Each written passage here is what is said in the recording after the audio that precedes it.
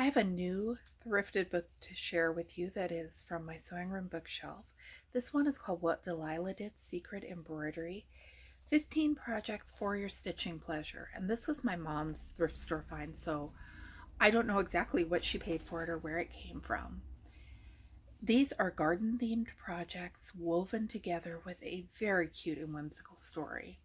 They are divided into three categories: Bud, small projects for beginners; Blossom, mid-sized projects for improvers; and Bloom, large projects for practice stitchers. It has the usual sections about equipment, about technique, some finishing, a stitch directory. The author describes these as counted embroidery projects. Some of them are what we think of as cross stitch, and some are different techniques. This is actually the second time I'm filming this video. The first time was when I was sick a month or so ago and I coughed my way through it. It was not salvageable.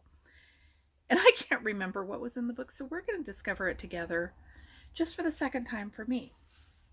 Starting with the easiest projects in the book, we have a wild thistle bookband. A lot of these are smaller gifts. There are finishing instructions.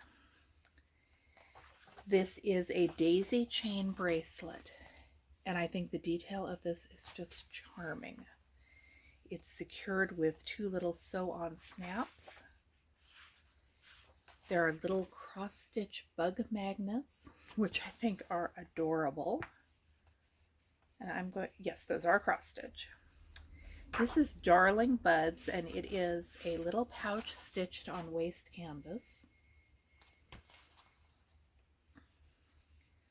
The Clover Meadow has a Lucky Clover locket. There are titles for the stories and titles for the projects, and I apologize if I'm getting those confused now and then. We're now up to the slightly more difficult projects. The category is Blossom. This is Towering Tulips. It is, I believe, another waste canvas project. And it is charted so that you are stitching over 3. So there are these big, beautiful cross stitches that really contrast well with that orangey fabric. And then if you look at the pockets in the jewelry organizer, it is pretty. This is an early bird hanger sachet. I love the colors on that one. And then there is a honeybee pincushion. Look at the honeycomb background. I always have a hard time stitching bees. I get lost in their wings, and that does not stop me at all from stitching more of them. Arbor alphabet flags. These are embroidered. There is the entire library charted out for you. A lilac blossom spectacle case.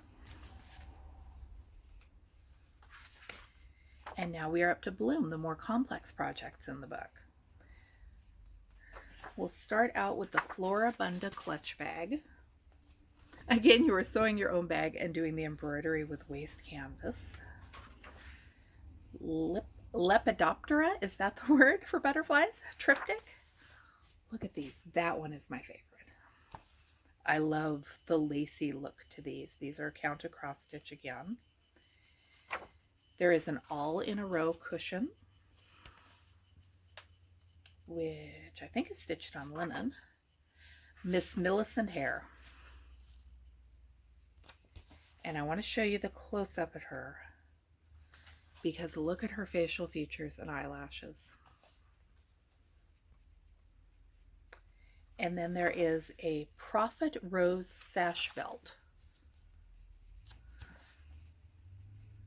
And I think that might be the last one in the book.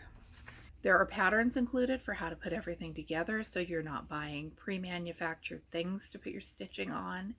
It is a gorgeous little book, and I really like it, especially the story that weaves between the projects.